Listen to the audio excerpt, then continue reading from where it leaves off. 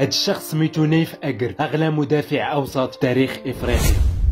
30 مارس 1996 تزاد نايف أقرد في مدينة قنيطرة، مدينة اللي ما يمكنش نهضروا على الكرة في المغرب بلا ما نجبدوها. بدا ملامسة الكرة بأزقة قنيطرة بالقرب من واد سبو رفقة أبناء الحي قبل ما يشوفوا منقبين النادي القنيطري، فقرروا ضموا الفئات الصغار بعد ما نجحوا في إقناع الوالدة اللي كانت رافضة الفكرة تماما، ولعب مع كتاكيت بعدة بطولات مصغرة، آخرها كانت بتمارا فين غيشوفوا واحد من أهم الشخصيات اللي بصمات ميدان التأثير الرياضي بالكرة المغربية الحديثة، السيد ناصر لاري.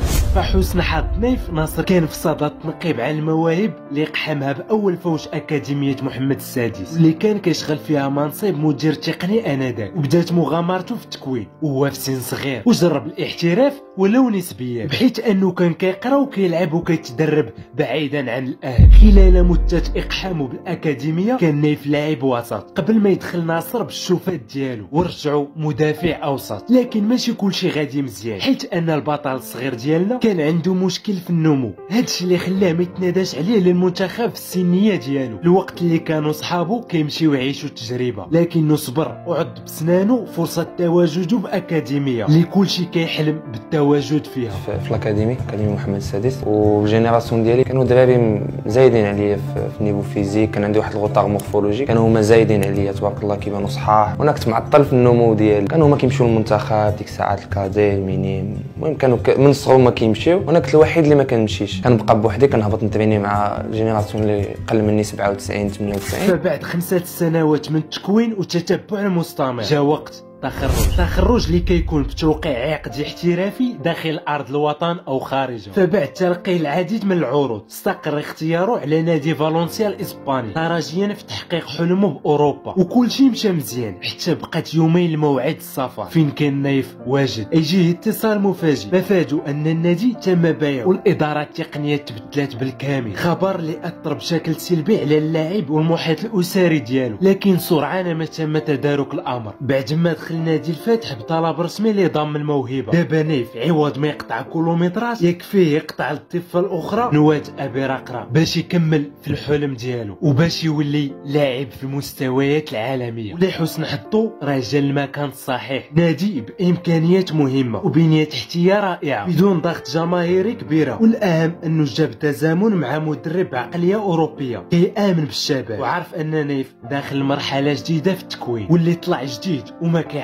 والو على سوق الشغل، وكوافد جديد تم اقحام نايف بالفريق الرديء، الحاجه اللي ما طولاتش بزاف بعد ما عجب الركراكي بمستواه في اول مقابله لينادى عليه بالتدرب مع الفريق الاول، ومره اخرى غيتصدم الشاب الطموح بعد ما تصاب في اليد ديالو ليتاجل اشتراكه في الفريق الاول. 2 نوفمبر 2014 لعب نايف اول مقابله مع الفريق الاول ضد نادي شباب الريف الحسيمي، بعد ما قرر وليد اراحه اللاعبين الكبار استعدادا لنهائي كاس العرب. الفرصه ها هي جات ونايف واجد ليها، فخرج بماتش الاول مقبول وتسنى لعده دورات قبل ما يتم المناداة عليه مره اخرى. يبدا وليد في الاعتماد عليه خصوصا بعد تسجيله الهدف في مسيرته الاحترافيه وضد من ضد نادي الوداد الرياضي، وبدا الموسم بتطلعات جديده واكتساب ثقه اكبر خصوصا بعد ما اختياره لتمثيل المنتخب الاولمبي بطوله تولون الفرنسيه تحت قياده المدرب بن عبيشه وسط مجموعه اغلبيتها تكبر سنا، لكن نضج ثقه نايف خلاته يندمج وسطهم بسرعه ليعود للفتح ضامنا رسميته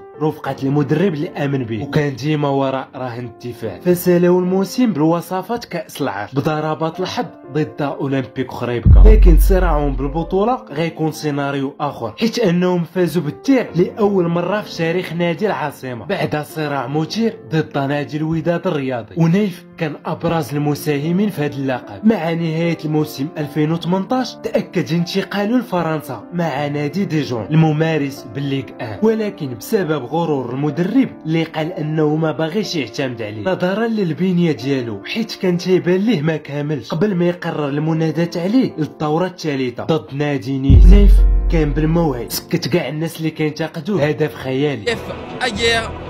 Le Marocain de 22 ans, arrivé au mercato estival en provenance de Rabat, son premier match et son premier but en Ligue 1. وبعد إكمال 24 سنة لابد من نايف يبحث عن فرصة أكبر فين يقدر يبان أكثر ويدير مقابلات في رجله. وهنا جاه العقد لمدة 4 سنوات مع نادرين واللي ما عطلوش بقيمة 5 مليون يورو، قيمة اللي ما يمكنش يدفعها نادي فرنسي في اللاعب إلا وغادي يكون أساسي. ودار معاهم مباريات اللي خيالية بين ليهم أنه عنده في رجليه. وهنا الأندية بقات كطالب به ومشى لأقوى دوري بالعالم البرومير ليغ، وتم التعاقد مع نايف بنادي ويست هام يونايتد بمبلغ يفوق 30 مليون يورو ليصبح أغلى مدافع أوسط في تاريخ إفريقيا. صفقة ما جاتش هكاك، جات ورا مسيرة اللي طلع فيها نايف دقة دقة لم يتأجل بالوصول. هنا جات 2022 مونديال قطر واللي شاد المنتخب وليد الركراكي واللي كان مدرب ديالو السابق وعارف بقيمة اللاعب أكرد، وكان ضمن التشكيلة الرسمية للمونديال قطر. وكنتمناو المسيرة الموفقة لهذا اللاعب الكبير. وبحال ديما